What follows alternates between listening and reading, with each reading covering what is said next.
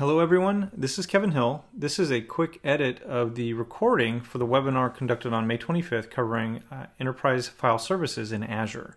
There were a few audio glitches, so I have re-recorded the audio for one segment and clipped out the several minutes while trying to fix the technical issues. Please enjoy the webinar recording. All right, everyone. It's a couple minutes past the top of the hour, so let's go ahead and get started. Hopefully you can all hear me fine. My name is Kevin Hill. I'm a Cloud Solutions Architect at NetApp, and today I'm going to take you through enterprise class file services in Azure. And that's how you can leverage enterprise class data management capabilities in Azure, where you don't normally get those if you're full on publicly in the cloud. So let's go ahead and step through this. So I will try and take questions as they come in. I will also provide some time at the end to ask questions as well. So don't be shy. And if you do find that you have a question or you need to drop off or need to contact someone at NetApp a little bit later on, my email address is at the bottom there, so hill@netapp.com, and I will either answer your question directly or find someone who can. So with that, just a quick review. I mean, you're all obviously joining today because you are familiar with what Microsoft Azure can bring to bear. But just as a level set, people go to Azure because of, it's a public cloud. You get great elasticity, being able to spin up resources when you need them, take them down when you don't, or burst and get as many resources as you need. That way you don't have to worry if you've over-provisioned or under-provisioned on premises. And the other part is speed, time to market, quickly being able to spin up those resources when you need them or take them down.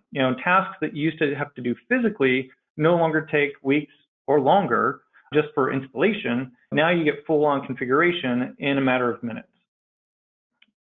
And also the services that you don't normally get on premises within your data center. So, infrastructure as a service, platform as a service, ad hoc a la carte type processing and what you want to try and do. But the main point is also helping meet those cloud mandates that you might be receiving to offload what you're doing in your data center and reduce your overall data center footprint. So with that, let's also see where there's a few bits of room for improvement. And this is really for those other, soft things as you've gone into the public cloud that you finally realize there's a little help that's needed. And this is really around storage and data management. Storage, mainly because there's really no efficiencies. It may not be the flavor or protocol of storage that you want to use. And then you might find that you're using a lot more than you expected, which means you're spending a lot more on storage than you expected in the public cloud. Also, your backup and recovery capabilities. How do you get your data at a point in time recovery that you need?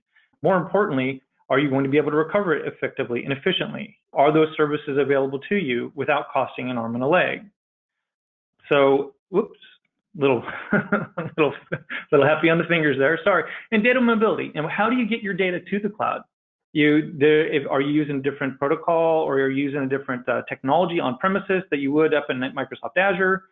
Maybe you may need to accommodate a future path for potentially leveraging other clouds. How do you move between clouds quickly and effectively? Is that something that the solutions that you're trying to go to offer to you? And more important is data management. Data management has been one of the key things that we've seen as a big concern for customers as they're going into a public cloud and a hybrid cloud model. How do you effectively manage the data that you have on premises and up in Azure and or up in another cloud, and also be able to seamlessly migrate between them and understand where you have your resources. Now, a little bit about NetApp. Who are we and what do we do? So for those of you who are familiar with NetApp, thank you for joining again. For those of you not familiar with NetApp, welcome. And who are we? We've been doing enterprise data management everywhere for 25 years. We recently joined in doing things in the cloud. I've been actually working with our cloud business unit for about 4 years. And we have been nominated for many years as the #1 storage operating system out there globally. What do we bring to bear? We bring enterprise storage efficiencies, and I'll cover these in much more detail very soon. However, What are they? They basically mean that you can use a lot less underlying storage capacity to manage your overall data, no matter where it is. And again, we'll get into the different efficiencies in a future slide. We also bring industry-leading data replication, a very simple, very intuitive, not a complex thing to set up, click and drag kind of capability for moving your data to where it is you want it to be, next to the resources that you want to use. And then we also have seamless data tiering. Now, this basically means that you can actually have high performance storage, mid-level performance storage, or really slow storage, and be able to go ahead and seamlessly move your workloads, your active workloads, between the tiers that you want to leverage. If it's cold, you need it to be more hot, you can actually go ahead and seamlessly move that while it's online. Or if it's something that's online and they're actually you want to actually move it off to a slower tier where it's because it's not being accessed as much, you can do that too. And moreover, hybrid cloud data management. Where are your resources? And can you have a single pane of glass, if you will, to look at them, to manage them, and to be able to seamlessly make sure that your data is where you want it to be? So for NetApp storage efficiencies and benefits, we have several.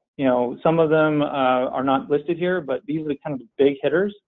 The NetApp snapshots, which are really the instant point in time recovery points for your data. So everyone has a snapshot at some point, but honestly, we are kind of the originators of snapshots. So, and for whoever mentioned you've never had this issue with WebEx, I agree with you. Neither have I, but I'm using the tool I've been told to use. So I apologize for any of the issues that you've had. But as far as for NetApp snapshots, again, it doesn't really matter the size of your data. We don't actually overwrite data, so we don't have to worry about copying data. We actually know where all the blocks are for your data, and then this way we can actually just take a picture of the mapping table, the inode table, and know where your data is. So if it's 2 megabytes, if it's 20 gigabytes, if it's 20 terabytes, we can do an instant backup or an instant recovery for those. And that's what kind of makes it very quick and easy. So the other parts are deduplication. Deduplication is effectively saying, hey, I know that that block is the same block as many others in there. So what we can do is we can dramatically shrink the storage requirement by saying, oh, let's identify the unique blocks and then map all the pointers over to those blocks and then go ahead and free up those other ones. So, dang it. And that way, again, it becomes a great savings. And again, mileage varies depending upon what kind of data you have, but we've been typically able to see a great reduction in storage capacity requirements because of deduplication. So compression, all right, compression, I'm not going to worry about compression a whole lot, mainly because it's something industry standard.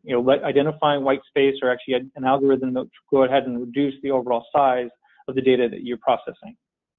Okay, so thin provisioning. So thin provisioning I've locked in here, listed in here, mainly because it is also a benefit. The reason it's a benefit is as you go to the cloud, your processes are changing slightly.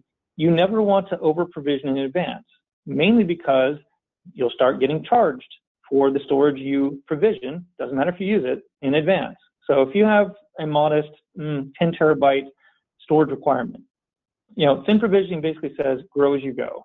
Do you actually start off at the full 10 terabytes, or do you actually start off really at 1, 1.5, 2, and then grow from there? Well, with something like OnTap, you can actually grow into the larger sizes as you need. So you're actually much more cost effective over the life cycle.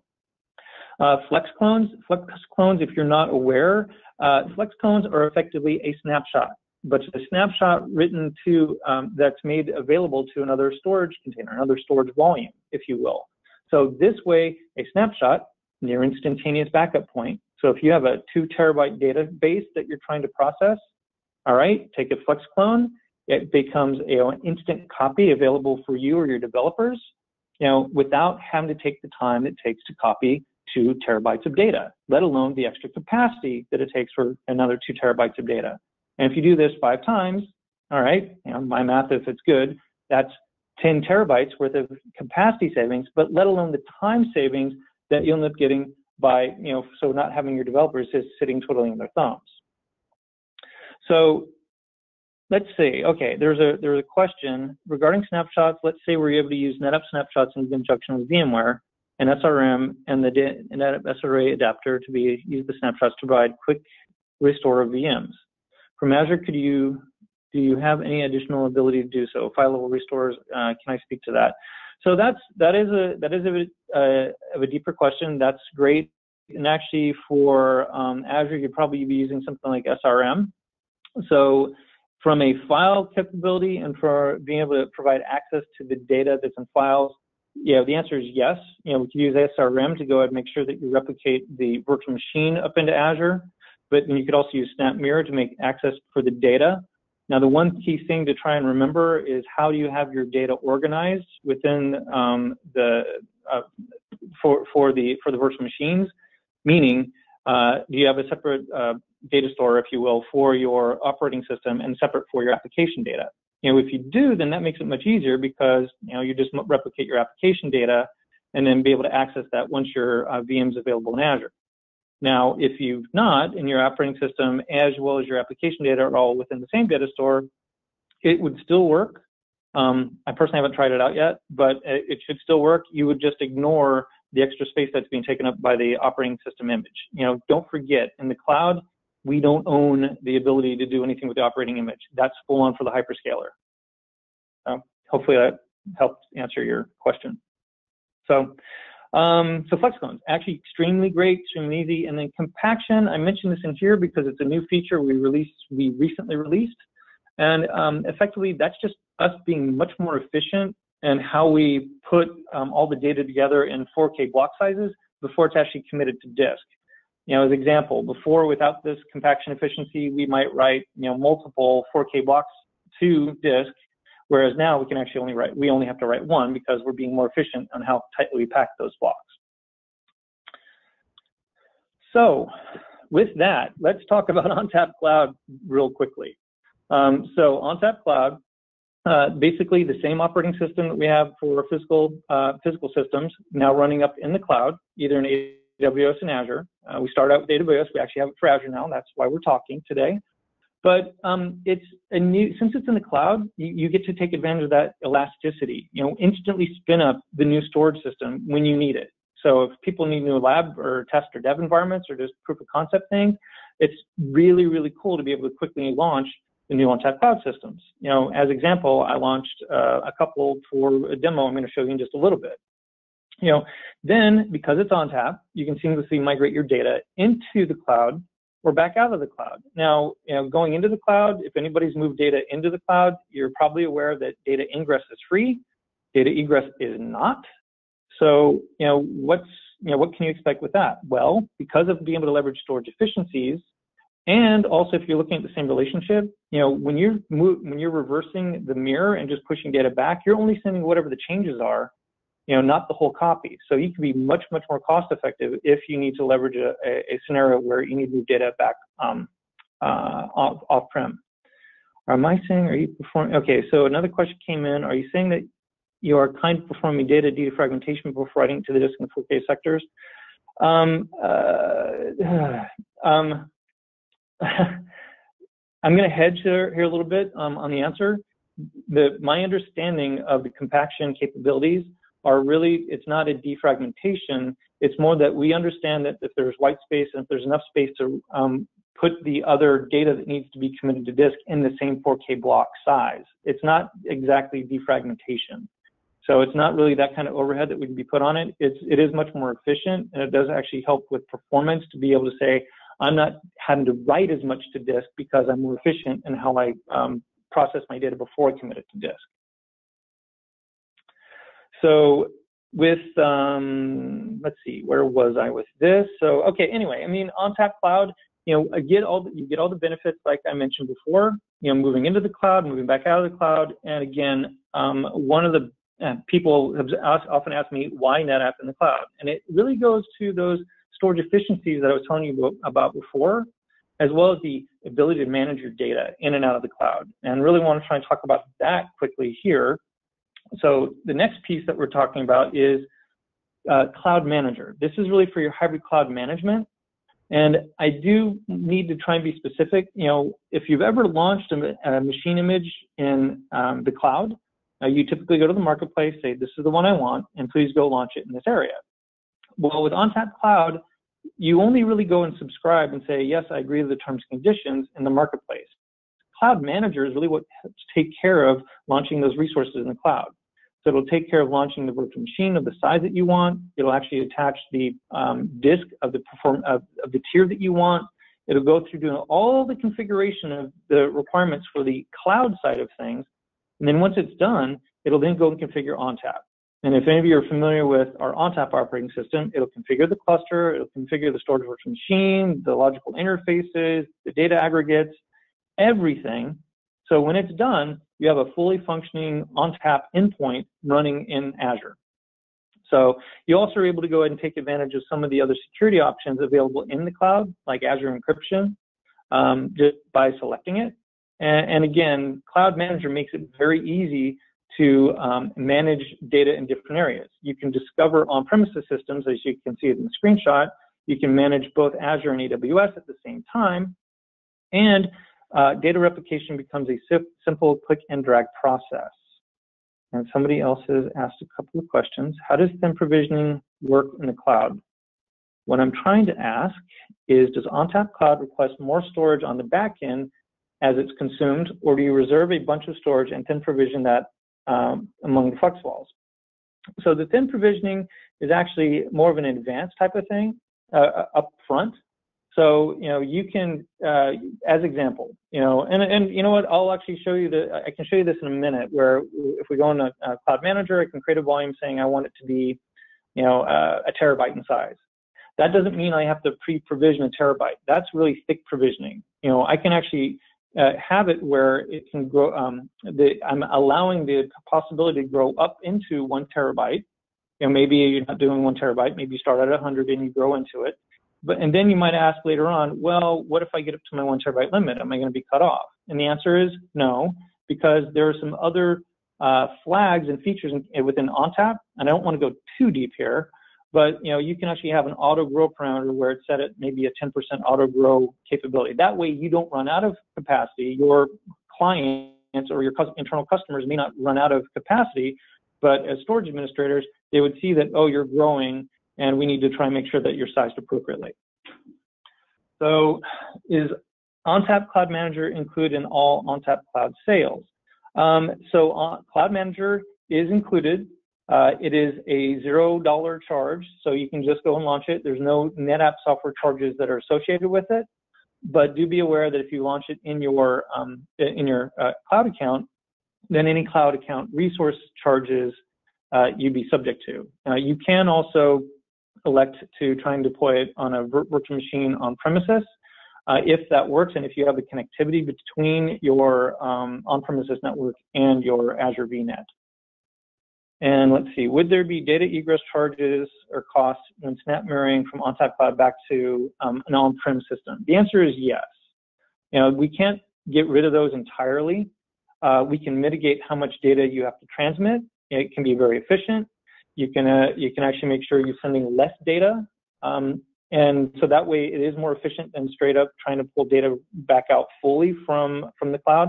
And also don't forget, if you're going back to another OnTap system where you already have that SnapMirror relationship, you're only going to be sending back the deltas. So is Cloud Manager a free tool? So I think we already talked about Cloud Manager is a free tool. Does the arrows pointing both ways show a sync? So asynchronization. So actually, no, the arrows here are really just saying which is the source and the destination. It's not really covering the relationships itself. I will show you that what happens in a demo in just a second and how that really works, but it's really just saying, oh, I've got a peering relationship between these two OnTap endpoints. And it's like, as example, the on-prem system is going to the Azure from AWS system. Okay, great. I mirrored a volume from my on-prem system up to that Azure OnTap Cloud system. I don't have an arrow going back the other way because I'm not going the other way yet in this example. And also just to be clear, any SnapMirror relationship right now is an asynchronous relationship. It is, you can actually get down as granular as 1 minute. I think some of the default policies that are and schedules are there every 5 minutes. And it really just depends on how frequently you need to move your data up into the cloud or from one point to the other. Is this FIPS 102 compliant? You know what? I don't know. I don't know off the top of my head. Actually, what I'm going to ask you to do, if you could send me an email so I can follow up with you. Again, my email address is hill@netapp.com, and then we can get you an answer. So I think I've got most of the questions for now. So let's see. All right. Now, why are we here? What are we talking about? Today we're really talking about enterprise class file services in Azure. And what is that? And where is it important? Why am I bringing this up? And again, this is where OnTap can provide multi-protocol. And if you're looking at physical systems, for anyone who's going to be a little cheeky out there, yes, we do support fiber channel as well, but fiber channel is not something that will really work in the cloud. It's all going to be Ethernet. So this is where we can support NFS, SIPs, and iSCSI for any public cloud compute. So if you want to spin up your Linux host, what are you going to get? Are you going to try and get a LUN that you're going to attach from a virtual hard disk or the LRS disks? Are you going to be getting a mount? And the answer is typically no, not natively from within Azure. You might be spinning up another NFS server. Now, same kind of thing with SIPs. SIPs, you can actually get a SIPs or an SMB share, via AFS. Okay, great. But maybe you also want to ensure that you've got Active Directory authentication with your storage layer. Okay, that's not something that's natively available with AFS, but it is definitely available from an OnTap system. And then being able to move your data into or out of the cloud and basically being able to lift and shift your workloads and not have to rework them from on-premises to make them operate up in the cloud. And there's a couple more questions that came in. Will I talk about the AWS and Azure compute performance requirements and how they might compare with various FAS models? Chris, I'm not going to get into that in this session. The thing you do need to be aware of is that you are able to select the size of OnTap Cloud instance you use in either AWS or Azure, and size matters. Basically, you choose a smaller instance, you get a smaller amount of virtual CPU and memory, and you also get a smaller network throughput. That's something just to be key to keep in mind. Typically, to get a larger throughput, a larger NIC, so you need to actually go for the larger instance sizes, which also go with a larger CPU and larger virtual memory requirement, and also a larger charge. So that's about as much as I'm going to talk about in this session. Have you built a tool that shows the state of the synchronization in each sync set? I'm not sure if I have. So there's a couple of different things that we can end up showing. I'm going to show you a little bit about what we have for the relationships. It shows the status of the synchronization relationships in Cloud Manager. But I also do want to point out there are other on-command portfolio products like Unified Manager, as well as on-command Insight, that will also work with OnTap Cloud, mainly because it's an OnTap endpoint. And then those tools can also show you the state of the storage and the relationships. And for the person who was not on right at the start, yes, my email address is hill@netapp.com, hill@netapp.com. So if you do have a question or want to follow up offline, please do. So, and again, for those of you that were on from the start, I do apologize for the audio issues that we experienced earlier on. So with that, anyway, this is, the main purpose for being able to use OnTap, or main purpose for using OnTap in Azure is because you can provide the ability of just using the processes that you're used to for your applications and your workload and your data up in the cloud. So a couple of quick customer use cases that I wanted to go over, just so you guys are aware. This is one, I can't use the names, obviously, but these are customers that have gone and are using OnTap Cloud in Azure. So this is a residential construction and remodeling company, and their main goal, they were told, thou must go use cloud. Go to the cloud, and their cloud of choice was Azure, of course. So, and they also had a second mandate to try and reduce their overall data center footprint dramatically. They want to get out of the data center business as much as possible. They know that they're not going to get out entirely. They know they're still going to have a hybrid requirement a little bit, but that's the direction they want to go. And it's going to take them a while. So the workloads that they want to move to the cloud are for, first, their disaster recovery requirement, as well as it's a disaster recovery requirement for their file services, sits in NFS, also their database and their VDI, the virtual desktop environments. So the solution they did is they deployed OnTap Cloud for Azure. So to meet the needs that they had, they wanted to deploy 2 different OnTap Cloud systems to facilitate the DR for the file services. And they also have the AD integration setup, to ensure authentication for making sure that people who are wanting to access their shares are authorized to access that data. And the benefits, well, they were able to meet their requirements. They met the goal and the mandate from the executives to go and move workloads into the cloud. They're leveraging, first off, for file services for DR requirements, and they have a clear direction on how to facilitate their needs for their database and their VDI environments. And, I would also say, some people might ask, and I've had different discussions on VDI environments, is it really going to be VDI? The answer is it could be, just depends on how it's rolled out in the cloud. Again, we don't own the boot disk typically for the underlying guest. Could it be user data in the cloud for desktop environments instead? So slight nuance, but those are things to consider as you're moving workloads to the cloud. Now, another use case is a U.S. multinational company providing storage or software as a service, sorry, not storage, software as a service. And they've got a human capital management application that they're trying to migrate over to Azure. So in this, it's another SaaS offering. They're actually running it on premises. They wanted to make no changes, at least no retrofits at this time, but they wanted to lift and shift that to make it run up in Azure. So they wanted to move their data. They're replicating their VMs. They just wanted to be able to do the same kind of processing as an extension of their data center and eventually cut over.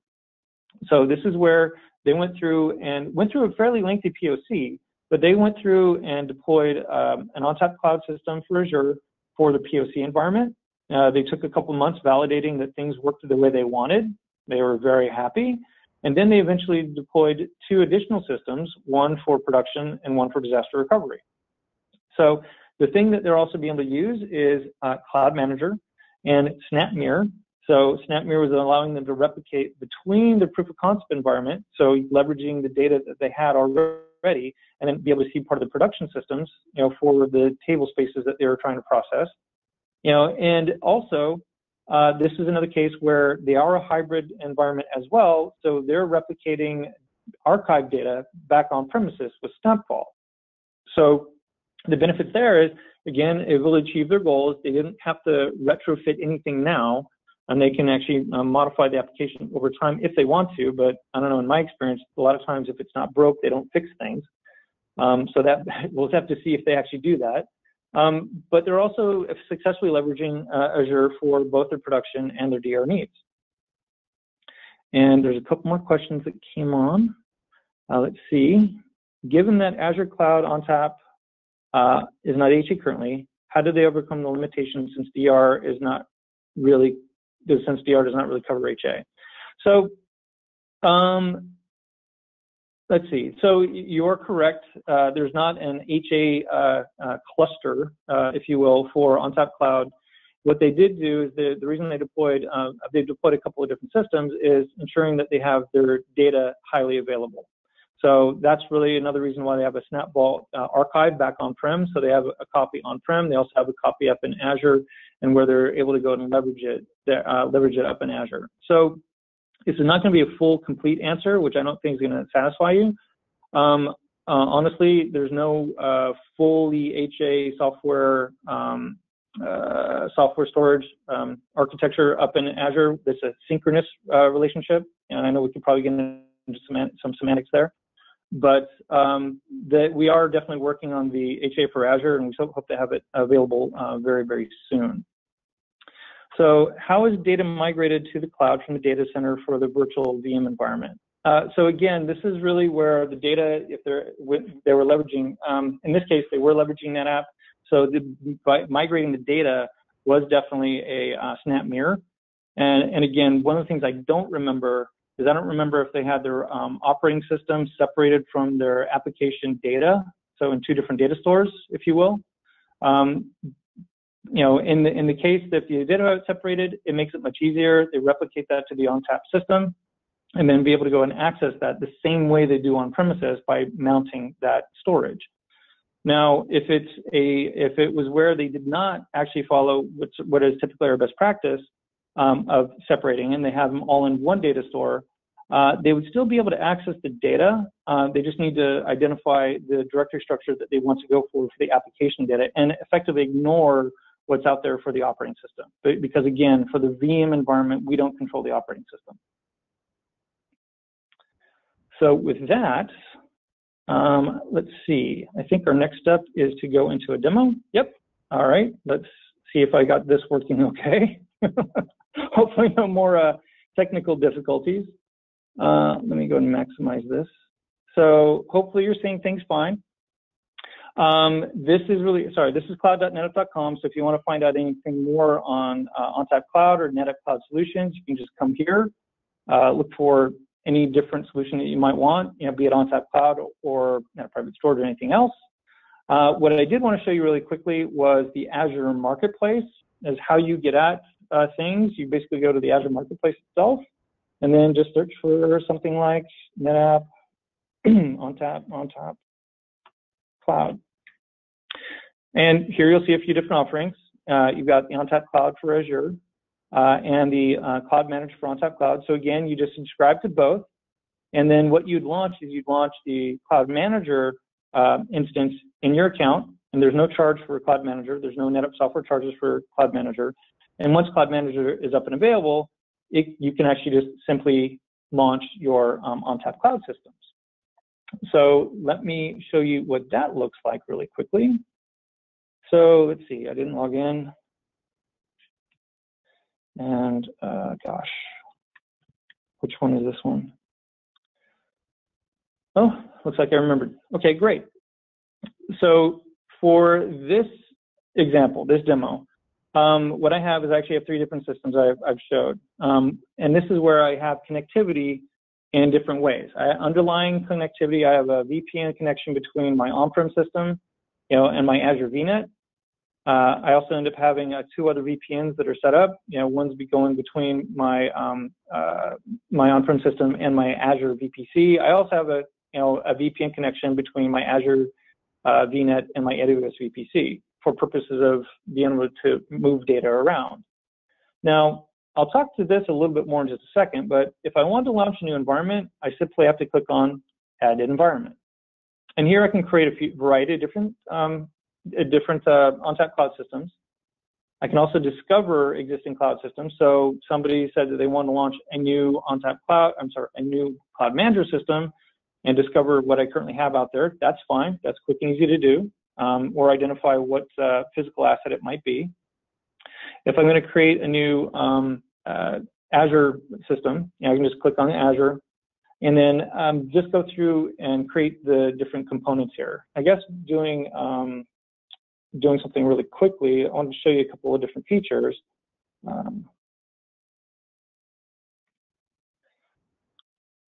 Okay, I didn't butcher that. So again, you get to check which region you want to try and deploy in, and this way, and also the VNet. In this case, I only have the one. You can also use a predefined security group that you've created, or you can just let Cloud Manager create it for you. Once you verify that you got connectivity, then you can select, hey, what kind of data security? All right. Azure Manage is just quick and easy to go and select, so that'll ensure my encryption at rest. I can select the size of OnTap Cloud system I want to deploy, or the license requirement. So it's the underlying raw capacity of storage you're getting from VHD. So if I just pick standard, I then actually pick a variety of different instance types. And this, again, is going to say how much virtual CPU, virtual memory, and bandwidth do I get with the different deployments. And then it said, if you're not already subscribed, please subscribe. And all OnTap Cloud systems come with support. So if you have your NSS ID, you simply enter in here. If you don't have it yet, you can actually walk through the wizard here to go ahead and become a NetApp, receive an NSS ID. And pick your flavor of storage. This again is the tier. You don't have to stop here. You can actually identify if you want some high performance storage or if you just want some standard storage. So either SSD or hard disk, and the size of disk that you want. Currently, the largest disk size we can get from Azure is 1 terabyte. We're hoping that they're going to have their 4 terabyte limit available very soon. And once they do, we'll have that capability in Cloud Manager as well. So I'll just leave it as premium. Writing speed is for if you want to try and use the different write speed for ensuring commits to disk, or if you want to go ahead and bypass the commits to disk, for a higher caching rate, you can do that too. And at the time of instantiation, you can create a new volume. So this is where you can actually create the volume along with it. So I could say demo vol, and identify if it's CIFS or NFS. So 10 gig, CIFS or NFS, identify the different policies and so on and so forth. And then if we continue, this is just a review pane to say what it is we're going to do and what we're going to deploy. And the thing that I like about this is, the one thing I forgot to mention is Cloud Manager is based on its APIs, full on its APIs. And then if you're wondering about trying to automate this yourself, you can actually click on Show API Requests. And this is the post request for the API that you want to use from Cloud Manager. And here's the entire JSON request body. So you could actually just go ahead and copy all of this and then go use the API documentation. It's online. You've already authenticated to Cloud Manager. You could actually run that through the online API documentation, and it would work just like you have it with the UI. And also, if you have any questions, you can always click on the chat button here for intercom chat, and then reach out and touch someone in my team. So I'm just going to skip that for now. But actually, let me go ahead and let that kick off. And that's really all there is to it. So it took me longer to explain what to do rather than to actually launch the system itself. Now, one thing I'll do want to try and show a little bit more. So if I actually look at this OnTap Cloud system for Azure, I've got a few different volumes here. I also have a few different classes of volumes. So again, I've got different tiers, one for premium, one for standard. This is one of my CIFS shares, so I can get info on it. And I'll look at my CIFS share. This is my junction path for the share. If I come back and look at the volume, I want to actually go ahead and say, I want to change the underlying disk type. So I'm running on standard right now. Let's change it to premium. I'll go ahead and let that change.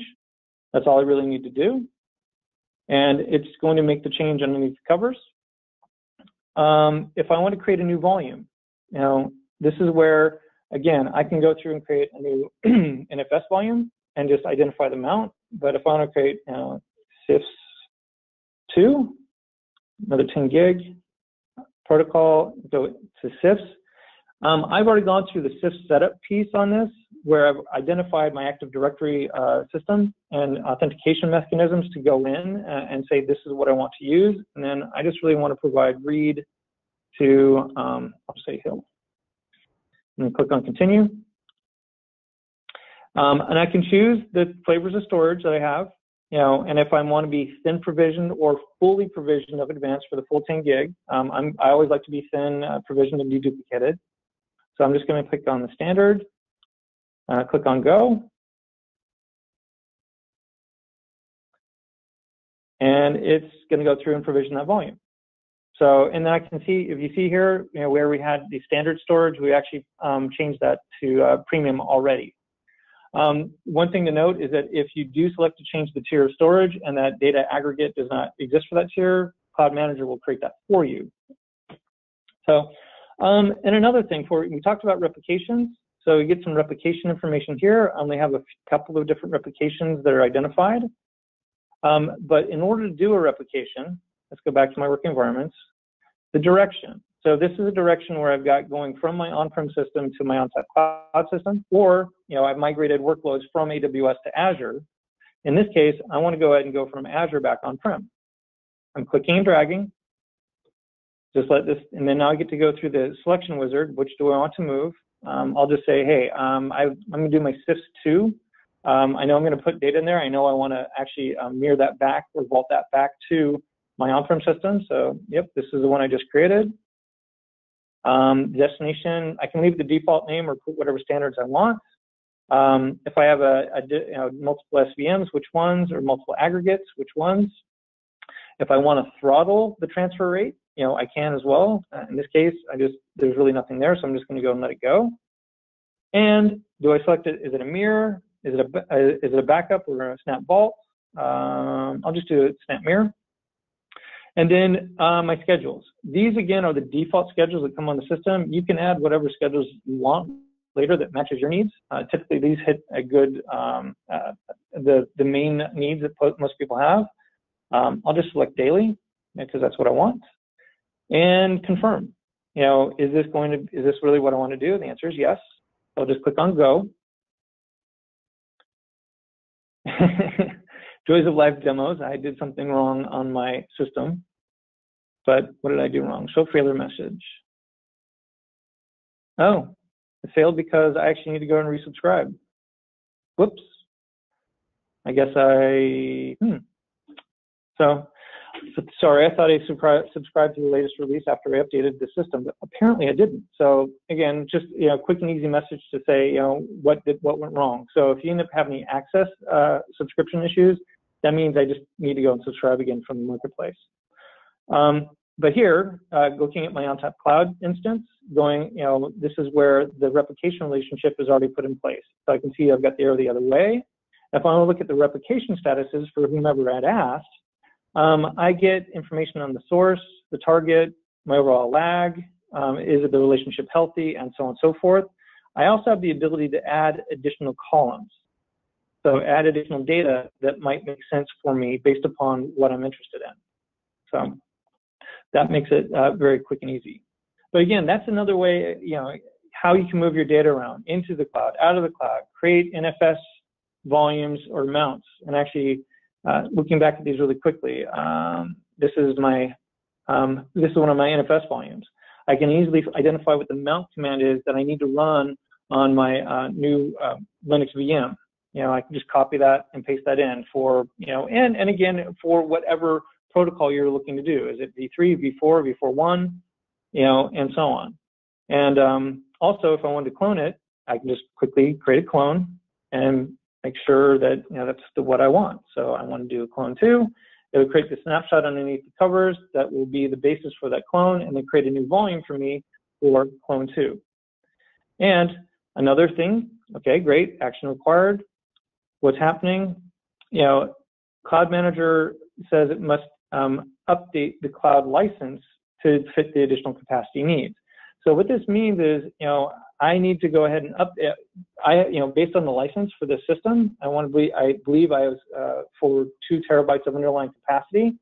Now that based upon my 10 provisioning requirements and the algorithms that are there, I see that I'm going to end up going past that requirement, where I'm going to need some additional cloud capacity. And this is really what Cloud Manager is warning me that I need to be aware of. So other things that, for hybrid cloud management, to make sure I don't get in trouble or tip a system over. But that's how it makes it very quick and easy to look at things. And again, just as a glance, you can actually identify what to do. So, but with that, let's go back over to our presentation real quick. I do want to address some of the questions that came up. So, sorry, offline for a few. Is there any Azure GovCloud? The answer is yes, but what I'm going to ask you to do is, again, ping me offline. Well, actually, I said yes. I got, actually, I'm confused. I want to say yes. I know that we had a discussion about it earlier in the week, and I believe the answer is yes. But what I'm going to ask you to do, please contact me, hill@netapp.com. That's really kind of where I just need to help follow up the right people to get you an exact answer. So the fail is educational. The beauties of live demos. I should have prepped for that. I usually trying to make sure, but you're right. I mean, any fail is educational because it shows you whether the product's going to be able to help identify problems you're going to run into in real life. Can you clone via the API? The short answer is yes. Anything you see me do via the Cloud Manager user interface, you can do via APIs. And actually, if I just go back really quickly to the API documentation, I should just click on that real quick, just to show you. Takes a little bit to spin up, but this is actually live. We're actually using Swagger under the covers for listing up the API documentation and any other things that you really want to try and do. So let's just say OnTap Cloud working environments. I want to do volumes. So this is volume information and data. I want to do, there's probably a clone in here. I haven't even looked.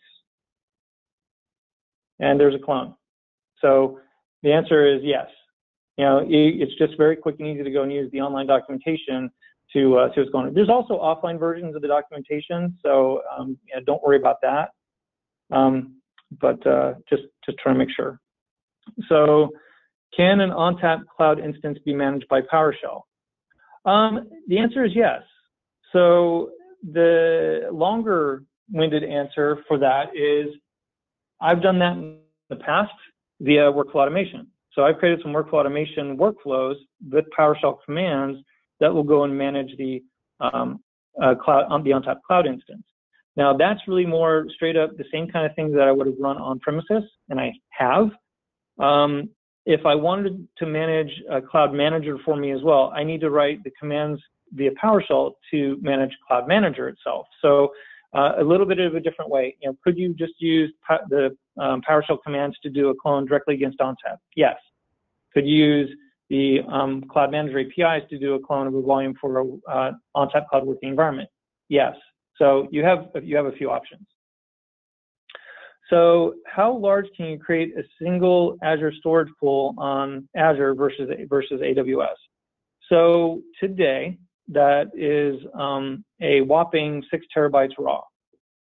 And that's really that's raw for the data aggregate itself. The reason being is because the request from the hyperscalers is that to not use any more than 6 volumes in a RAID 0 configuration. So we don't put RAID on RAID. So when we pull in an EBS volume for AWS or if you want VHD or LRS disk from Azure, then we have no more than 6 in the data aggregate based upon their best practices and recommendations. And currently the largest size that we can get from Azure is 1 terabyte. I know they're working on providing 4 terabytes very soon. But we don't have those yet. So the other thing also to take into consideration, we also employ the storage efficiencies. So, you know, it's likely that you could use the underlying capacity as twice as much for twice as much data storage. So how does AltaVault help to SnapMirror data to data center and cloud? That's a much different question. So there is a capability for AltaVault to be a SnapMirror endpoint from an OnTap system. So instead of using enterprise backup software like NetBackup, Commvault, Simpana, Veeam, whatever, you can instead use an OnTap snapshot or SnapMirror to mirror data over the AltaVault system. Then AltaVault itself can do its compression, deduplication, encryption to push into the object storage endpoint. On AWS, what is the maximum size we can create? So the maximum size for an OnTap Cloud system itself, the entire system, which I guess I didn't answer for the Azure system, The maximum size is, I think it's 48 terabytes, or no, 31 terabytes, sorry. The maximum amount of capacity on an OnTap Cloud instance is 368 for a single, or 360 for an HA system. But for the capacities, I want to say it's currently 48 terabytes raw per aggregate for the shipping version. And we're adding support for the full size of EBS capacity in the next version of Cloud Manager. So that will double. So that will double to 96 terabytes. How large can you scale capacity on Azure versus on premises? Again, right now, I believe the answer is going to be 31 terabytes based upon the limitations that we have in Azure. So as soon as they have larger disk sizes for us to leverage, then we'll definitely be able to increase our overall capacities. So with that, wrapping up, trying to wrap up a little bit. So first off, it's available now. So if you've not tried it yet, you can definitely try it. There's a 30-day free trial where there's no NetApp software charges. Again, if you launch anything in the cloud, there's always going to be some resource charges for it. But you can definitely look for our links from Cloud Manager links for Cloud Manager from the Azure Marketplace or from cloud.netapp.com. So that's really where that's something quick and easy to go through. So if you forget where to go, if you go to cloud.netapp.com, it'll definitely direct you in the right area to access the flavor of OnTap Cloud that you need. And with that, let's see, are there any other questions? So I'm going to, one back. So with that, we're actually finished. If anybody else has other questions or comments, please let me know. I'll stay on for just a little bit longer and see if we can actually address those. So are there any restrictions from multiple transfer data from SnapMirror only for NFS to cloud? Are there any restrictions? I'm not aware of any restrictions. I mean, the efficiencies that OnTap brings to bear will already be employed via the SnapMirror, although it will accept that, as its, sister NFS source, if you will. And then AltaVault will take care of pushing it into the cloud destination of choice. And if you have other specific questions for AltaVault or for other things, I can definitely help get you in touch with the people who might have a more detailed answer for you. And again, I know it's at the top of the hour. I apologize for the technical difficulties. Thank you guys very much for attending. And if you have other questions, please feel free to hit me up at hill@netapp.com. Thank you very much and have a great day.